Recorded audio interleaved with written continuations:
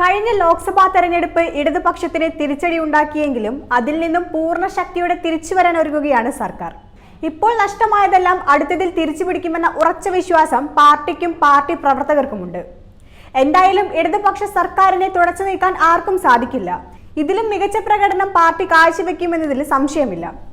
ലോക്സഭാ തെരഞ്ഞെടുപ്പിൽ ഇടതുമുന്നണിക്കും CPM-നും കനത്ത പരാജയം നേരിടേണ്ടി വന്നിരുന്ന സാഹചര്യത്തിൽ തിരിച്ചടി പരിശോധിച്ചു വരികയാണ്.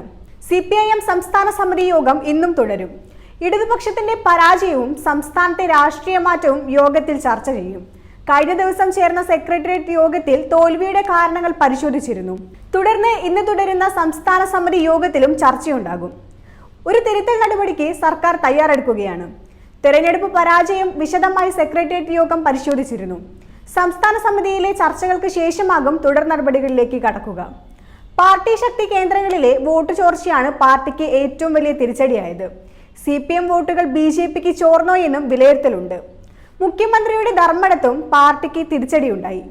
അവിടുത്തെ BJP മുന്നേറ്റവും പാർട്ടിക്ക് ആശങ്ക സൃഷ്ടിച്ചിരുന്നു. ഇതെല്ലാം തന്നെ ഇന്നത്തെ യോഗത്തിൽ ചർച്ചയാകും. വോട്ട് ചോർന്ന സ്ഥലങ്ങളിൽ അന്വേഷണ കമ്മീഷനെ നിയോഗിക്കേണ്ട കാര്യത്തിലും തീരുമാനമുണ്ടായേക്കും. തെരഞ്ഞെടുപ്പിനെ സ്വാധീനിക്കാനുണ്ടായ രാഷ്ട്രീയ സാമൂഹിക പശ്ചാത്തലവും യോഗം വിലയിരുത്തുകയും തിരുത്തൽ നടപടികളിലേക്ക് കടക്കുകയും ചെയ്യും. 3 ദിവസം നീളുന്ന സംസ്ഥാന സമിതിക്ക് ശേഷം സെക്രട്ടേറിയറ്റ് യോഗം വീണ്ടും ചേരുകയും ശേഷം സംസ്ഥാന സെക്രട്ടേറിയറ്റാണ് തിരുത്തൽ നടപടികളിൽ അന്തിമ തീരുമാനം കൈക്കൊള്ളുക.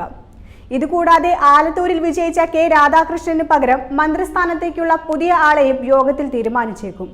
മന്ത്രിസ്ഥാനത്തേക്ക് ഏറ്റവും കൂടുതൽ പരിഗണയ്ക്കുള്ളത് OR കേളുവാണ്. പാർട്ടിക്കപ്പുറത്തുള്ള പൊതു സ്വീകാര്യതയും 2 തവണ MLA ആയ പരിഗണനയുമാണ് OR കേളുവിനെ മുൻതൂക്കം. കൂടാതെ പട്ടികവർഗ വിഭാഗത്തിൽ നിന്നും OR കേളു മാത്രമാണുള്ളത്.